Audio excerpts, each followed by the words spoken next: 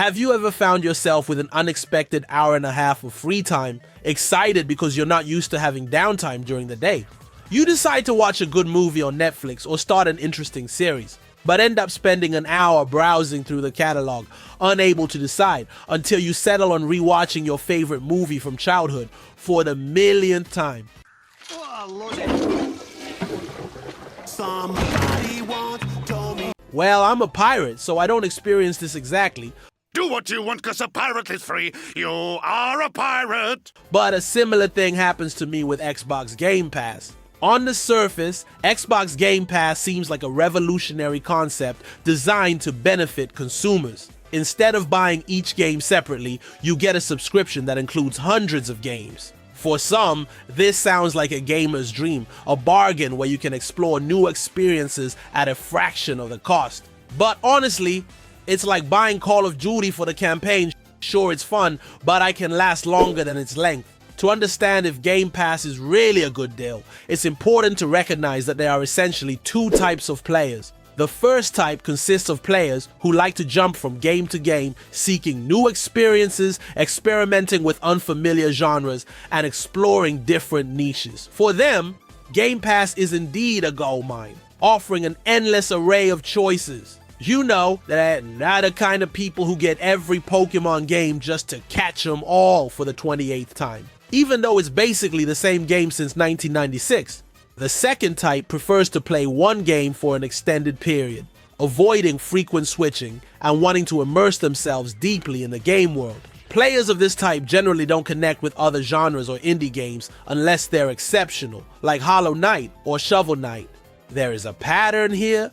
Maybe if I call myself the Donkey Knight, I will have more than 5 views. Well, back to our topic. These players mostly seek AAA games, large, open world, high quality experiences. They often fall into what I call the Assassin's Creed victim category, meaning they have played or are currently playing Ubisoft games and generally know exactly what kind of games they want, with little desire to try new things. I find myself somewhere in the middle.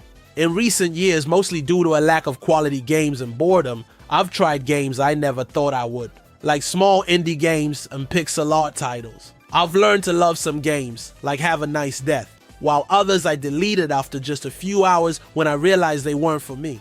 At my core, I'll always prefer a big, polished, high-quality game, something you can spend hundreds of hours exploring with graphics that truly impress. You know, the kind of game where the photo mode is half the reason you bought it, and you spend 45 minutes trying to get the perfect screenshot of a sunset, because priorities. Now, let's talk about the downside of Game Pass. Sure, Microsoft boasts about a massive catalog with hundreds of titles, but how many of them are games you actually want to play? For every quality AAA title or indie gem, there are countless games that make me want to do math homework instead of them. These filler games aren't necessarily bad, but they're the kind of games you might play for 10 minutes, shrug, realize you literally burned in your time, and maybe your mother was right, Then something just snapped. Something inside. and then never touch again, because this is the worst kind of games. The ones which made you sit there looking into your reflection in the TV and asking yourself existential questions. They're the Candy Crush of Game Pass, just there when you're waiting for the 300 GB update of Call of Duty to finish. Honestly, at this point, Game Pass has more filler than Naruto. Believe it! Beyond the filler, there's also the issue of mediocre games that make up a significant portion of the Game Pass library. These aren't outright awful, they might even be well made, but they're forgettable. The kind of game that if you saw it on sale, you'd pass over without a second thought. It's like scrolling through the Nintendo eShop and finding out they're still selling Clash of Tank Cars 6 for $59. Game Pass tends to stack its roster with these types of titles, and after a while it feels like the genuinely good games are getting lost in a sea of mediocrity. Like, imagine walking into a video game store and everything is either a Dark Souls clone or cooking simulator that's Game Pass in short. The illusion of variety fades quickly when you realize the games you actually want to play are few and far between, while the rest are only worth touching if you're desperate to kill time. Like 100% Assassin's Creed maps.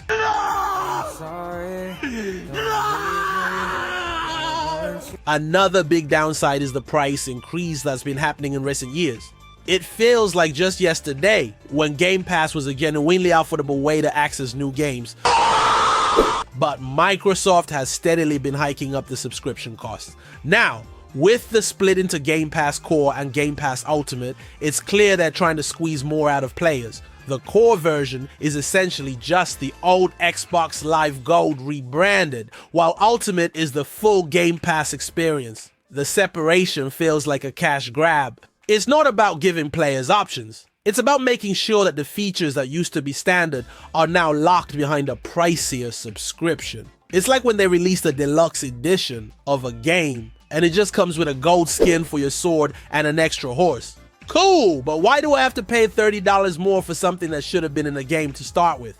For those who play a lot of games and are always looking for something new, maybe it's worth it. But if you're the kind of player who likes to stick to a game for weeks or even months, that rising cost doesn't make sense. You end up paying more for a service when 90% of the content isn't something you're interested in. It's like paying for an Amazon Prime when you only ever rewatch The Office. That's what she said. The idea behind Game Pass is great, but in practice, it's starting to feel like a bloated collection of filler and mediocrity, propped up by a few genuinely good games. And with prices going up and features split across different tiers, the value just isn't what it used to be. I still use Game Pass, but with each price increase, I find myself questioning if it's worth it. Because to be honest, after I've already played all the games that really interested me, the Game Pass is losing its value. With the amazing rate at which Microsoft releases new exclusives, and an amount of exclusives you could count on one hand that aren't affected by woke or oppressive politics,